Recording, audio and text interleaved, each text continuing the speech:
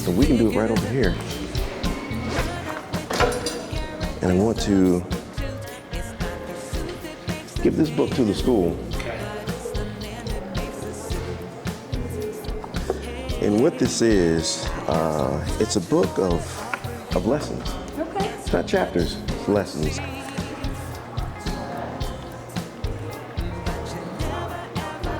And then we'll just put 81 right there. And I just want to dedicate the book to anyone who's interested in reading it.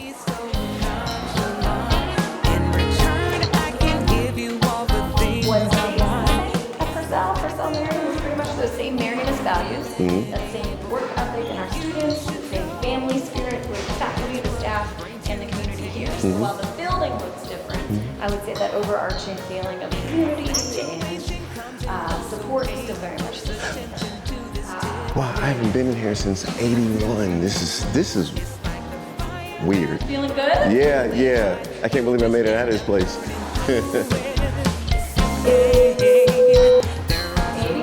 81. All right. Let's see. Sometimes it's an alphabetical. This is an alphabetical year. Look at that guy right there, huh? Look at all that hair. Huh?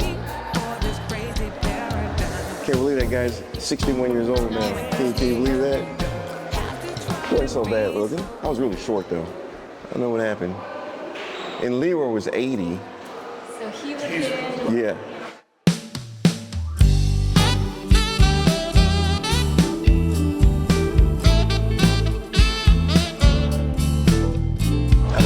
No, that's Leroy right there. He still got his hair. This is a cruel life. Oh, that's all right. Well, hey, yeah. I tell people it's a lot of responsibility looking this good with no hair. Wu is 78. So right here. Just look for a giant afro. See? Right here. Here he is.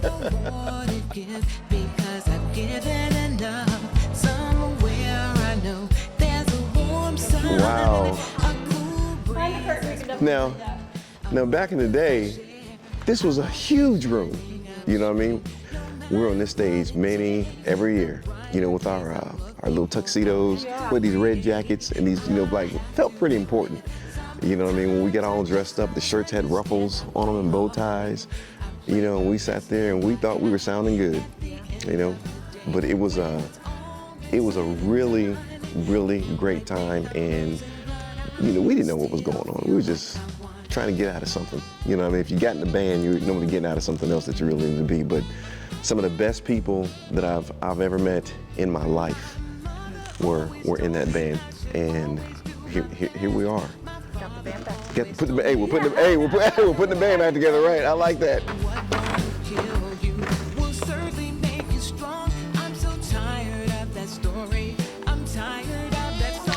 You know, as I get up on this stage and look out, I can remember how terrified I was. Yeah. We had to play in front of people, and no matter how many times I did it, I could hear it. I could feel it in my throat just pounding. You know what I mean? And now I've been on 1,000 stages, and it's like, it's just second nature. But this was it. And and there were 60 of us. This is real playing in my mind right now. Being taught of us, and hey man, you can't do that, man. That's not cool. Yeah. And back then, cool was very important. Mr. Schiponi came to St. Anthony's in Madisonville in 1977, I believe. And then he brought the music program. It was the first time that the grade school ever had a music program. As odds would have it, he ended up being hired by Purcell as the music director at Purcell, which is called Purcell Marian now. And that is where I met Al Wu and Leroy and a bunch of other folks as well. So of course we played, we graduated, we went our separate ways. Purcell was my first high school job out of college as far as teaching instrumental music. And I think Bill was in the 7th grade. He wanted to play trumpet, so we got him trumpet, got that all fixed up, got him started. So these guys, they stuck with it, I guess, all the years that we were at Purcell and marching band, and I'm sure he'll tell you that marching band was probably one of the best things that he ever did. He thought that it was very regimented, got him going to be in step kind of thing, not just marching, but in life. And I think I'm very excited to hear that, and it makes me feel like you've accomplished something in life with kids. Yeah, and these things were so hot back in the day. We had a winner, and yeah, I think they were white. Okay, I don't have a white one, but Yeah. across it. Yeah, I think that might have been the previous one to ours. Yeah. Ours was white and gold. I love the You know, buttons. yeah. Someone was just telling us she did the Cavalettes, which I guess was a dance troupe. and Yep. It was all felt. Yeah, Yeah, it was so hot. it was so hot. There you go. That's it. Cavalettes. That's it. Yep. The Cavalier uniform. Yep. This is something. So this is what we call a museum. I feel ancient. Yeah. Once we got into marching band and got started, and all these other guys showed up, Leroy was with them and all, if I could tell you how different they were, besides now, Leroy, for example, he was never outspoken. Never. He was he was very quiet. And now you see him, and he's a very social kind of guy, and he's got a wonderful business, from what I understand. So I can pretty much recall the first time I met Mr. C. It was 1976. I was a freshman at Purcell High School, and I was in the beginning band learning to play the alto saxophone. And he walks in, it's the first day of school, and he walks in a suit that is purple and white, and it's checkered. And he looks like the Frito Bandito. And he just had this huge smile. He had a way of really making me feel at ease because I was very nervous. I'd always been an athlete, and so the idea of doing music was something I couldn't even grasp. And he just put me at ease right away. He had a really great way of settling me down and getting me settled in. And we got through our high school years. It took us to marching band competitions all over the country, and we had some success in that way. But mostly, he just taught me about, he helped me to have heart, to really want to be good at something. We took the band to Georgia for a marching contest, and we went to, I think, the Six Flags of Georgia for an entertainment for the kids, and they had just a wonderful time. They were just so excited about doing something like that. They had never done anything like that before, from what I understand. So it was the first time. And we had about 45 or 40 kids in the band at the time. And that was a pretty good size for that school. So we were very proud of ourselves and what we did and what they accomplished. And I guess I left something for them. I left my thoughts and words with them, and that's so neat to see. I remember me and Mr. C got into it. I think I was a senior then. And he wanted us to do something, or wanted me to do something. I can't even remember what it was. But we had an altercation, It was like a 17-year-old kid thinking that he was grown, I think we were going out of town to do something, and I think that kind of prohibited me from going on this trip, And I guess after I sat down and calmed down and thought about it, I was like, I'm sorry, I really want to go on this trip, I would think often of the early conversations, the times that he drove me to excellence. Even though I didn't have excellence in me, he managed to get the best out of me, the best of what I had. And Bill, of course, went into the service in the Air Force and had a chance to do things in the Air Force. And then you lose track. Wow. Yeah, I forgot there's 3 floors in this place. What grade school did you go to? St. Anthony's. St. Cecilia. Yeah, and that's where the music program started in '77. Hawk, first of all, in school, he was the quintessential class clown. He wasn't in trouble, he just was a jokester. He couldn't settle down his humor. And he always had something funny to say, and he played the trumpet in the marching band. Outgoing and personality, and he wound up becoming a drum major and was a fantastic drum major. He was a showman, a natural showman. the time we were at band camp, and I had my bass guitar, and I was just sitting there playing it, and he walked by, and I told him to come in and put his ear on my headstock so he could hear what I was playing. And if he's telling the story, that kind of changed his whole life. You know, he was a trumpet player in the band, and he said after that he didn't want to play trumpet anymore. You know, so that led him in the direction that he went in, which has brought us back to where we are right now. You know, I remember riding to the school bus, meeting Hawk on the school bus in the mornings, and sitting next to him on the bus, and being so much older than him, I think 2 years or 3 years older than Hawk, I took it upon myself to teach him about the world on the ride to school.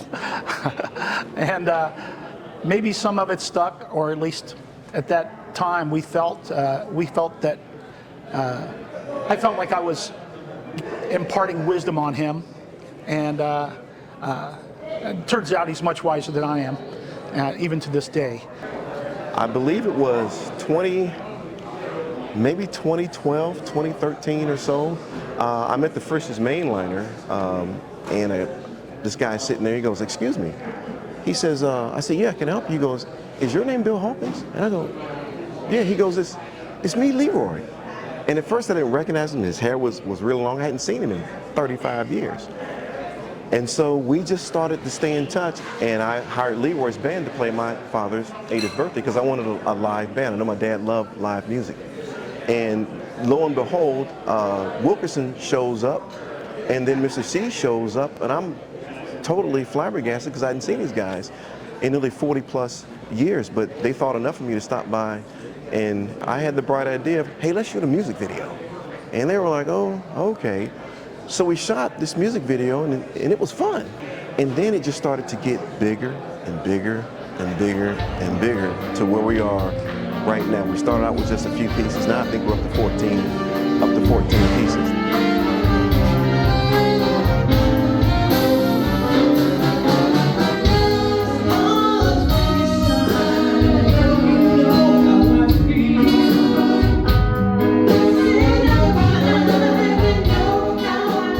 After 50 years, I get a call from Bill, and out of the clear blue sky.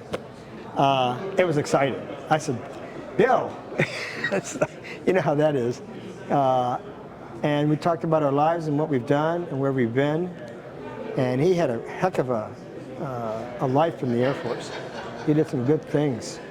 And he told me what I did for him. And I'm not trying to blow my own whistle, but I guess it's what my parents taught me, as far as working hard to get where you want to go.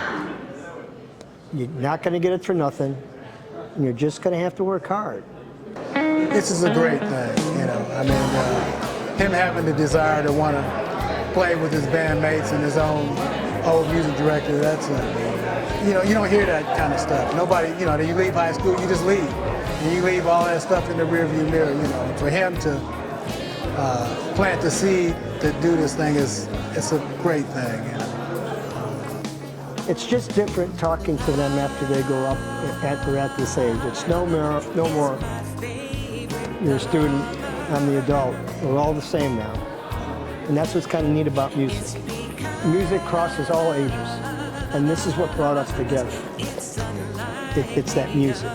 It's a really binding kind of activity. Having that experience is something that I think it'll last the rest of your life. When the friends have something in common, when the friendship is true friendship, it lasts. I don't think that's something that you decide to do. I just think it's something that happens because that energy is there, and something about that energy resonates with you, and you just lock into it. You know, I mean, I was on the road for a long time, you know, and I was away from here, and so was Bill, you know. But we all managed to find each other, and even though we didn't stay in touch with each other during that time, we found each other and resumed right where we picked up at. I'd say the four of us and others have a brotherhood from that period in our lives. And to me, it's just very special that we managed to still connect through the power of music and fellowship that was all, for me, started in 1976. I'm very grateful for all of their friendships and the mentoring that I've gotten from each of them. And I love them all. It's a good thing, you know. I mean, the music is what brings these people together. I mean, this is Bill's concept, this is Bill's baby, and it's because of him that we're all here. It's because of him that these people are having these kinds of experiences, you know. I thought it might be a great idea to start playing music, not just to play music, but have a purpose to it. And my purpose now is to help others, primarily children.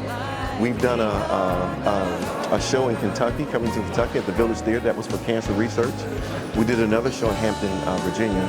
And then this one right here is Toys for Tots. So I think it's what I'm supposed to be doing. And as long as I think that's what I'm supposed to be doing, I'm just going to go with it. I believe everyone has a gift. I want to be one of those people that when it's looked back on, that guy always tried to help.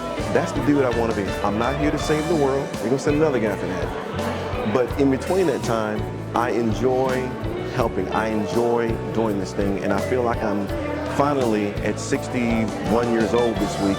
I feel like I'm living in my purpose, and it feels pretty good. It does.